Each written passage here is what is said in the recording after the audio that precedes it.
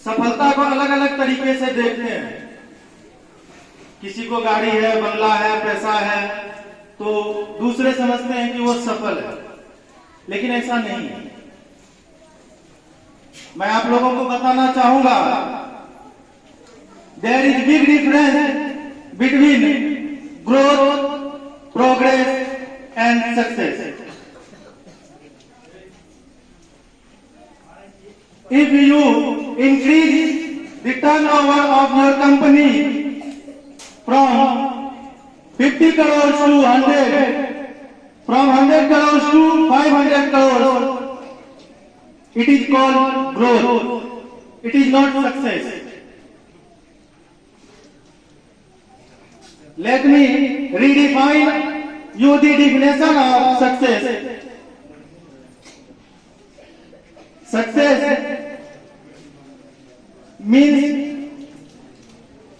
increasing your materialistic possessions of all ways is your growth, and that growth, if it is added by ethics means discipline, means honesty, means norms, it is your growth, and that growth plus ethics is your progress, and that progress added by humility, morality and spirituality is called success.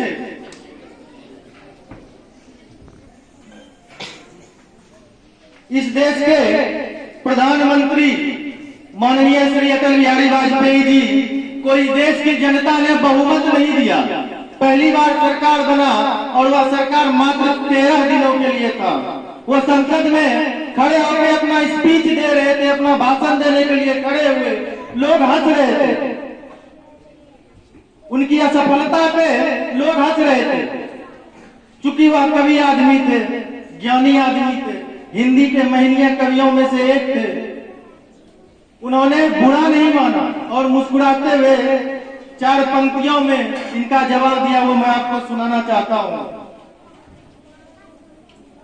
वो line है, हार में या जीत में किंचित नहीं भयभीत में, हार में या जीत में किंचित नहीं भयभीत में, कर्तव्य पथ पर जो मिला ये भी सही वो भी सही।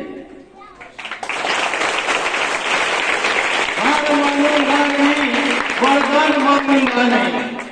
आज हम देखते हैं जिस पार्टी की व्यवस्था को उन्होंने बनाया, आज वह पूरे देश में 13 स्टेट में अपने सरकार को बनाए हुए हैं। यह सपना अगर उस दिन वह छोड़ देते तो आज उनकी पार्टी इतने बड़े स्तर पर देश में नहीं होती। मैं आप लोगों से कहना चाहता हूं कि हार से ही हमें जीत की खुशी मिलती है। जो बार बार हारता है, इस देश के एक राष्ट्रपति थे डॉक्टर एपीजे अब्दुल कलाम, वह 14 बार एसएसबी की परीक्षा में फेल हुए। कितने बार? 14 बार। और जब लास्ट इंटरव्यू उनका होना था, अपनी बहन के जेवर को बेच के वो गए थे इंटरव्यू देने की, इस बार तो मैं सेलेक्ट हो ही जाऊंगा और बाद में फिर सारा सिस्टम नॉर्मल हो जाएगा। उत्तराखंड के हरिद्वार में वह जब इंटरव्यू में से वापस आ रहे थे, उनका सिलेक्शन नहीं हुआ, तो वह एक पहाड़ की ऊंची चोटी पे चढ़ने जा रहे थे और वहां से सुसाइड करने का आइडिया आया। तो वहां पे हरिद्वार में, चूंकि मैं गया हूं, मैंने देखा है, वहां पे एक जगह है लक्ष्मण झूला। वहां पे एक संत खड़े थे और संत ज्ञानी आदमी तो समझ गए कि ये कुछ न कुछ उल्टा सीधा करने जा रहा है। उन्होंने अपने चेले को भेजा, बोला जाओ बच्चे को बुला के लाओ। डॉक्टर एपीजे अब्दुल कलाम वापस आए कुटिया में, उनको खाना पीना खिलाया गया, रात में वो खाए और सो गए। सुबह जल्दी उठे और जाने लगे। तो गुरु ने बुलाया, फिर बोला कि बेटा कोई बात नहीं है, होता है। तो डॉक्टर एपीजे अब्दुल कलाम विह्वल हो चुके थे, विह्वल हो गए और उन्होंने कहा कि गुरुदेव आप तो ज्ञानी आदमी है, आप तो महात्मा आदमी है, आप तो संत आदमी है, आपको तो डायरेक्ट भगवान से बात होता होगा, आप तो समझते होंगे भगवान की बातों को। और रोते हुए उन्होंने पूछा कि मेरा सिलेक्शन क्यों नहीं हुआ। सारा सिस्टम तो ठीक था, मैंने तैयारी अच्छी कर रखी थी, सारी व्यवस्थाएं ठीक थी, मेरा सिलेक्शन क्यों नहीं हुआ। आप अपने भगवान से यह बात पूछ के मुझको बता दो कि आज मेरा सिलेक्शन क्यों नहीं हुआ। तो उस संत ने कहा कि बेटा इस छोटे से काम के लिए भगवान की जरूरत नहीं है। ये तो मैं स्वयं ही बता सकता हूँ कि भगवान ने तुम्हारा सिलेक्शन आज इसलिए नहीं किया कि हो सकता है तुम्हें इससे बड़े काम के लिए बचा के रखा है। और आज उस डॉक्टर एपीजे अब्दुल कलाम को हम मिसाइल मैन के नाम से जानते हैं, जो नॉर्मल एक फाइटर प्लेन के पायलट बनने के लिए गए थे। और आज उनकी उपलब्धि ये है कि वो हमारे देश में मिसाइल के मामले में, चाहे वो आकाश हो, अग्नि हो, नाग हो, पृथ्वी हो, मिसाइल से हमारे देश को भर दिया।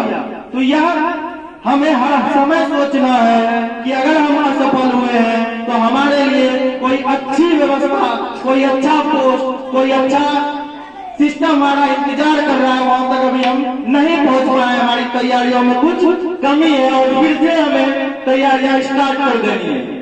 Thank you so much.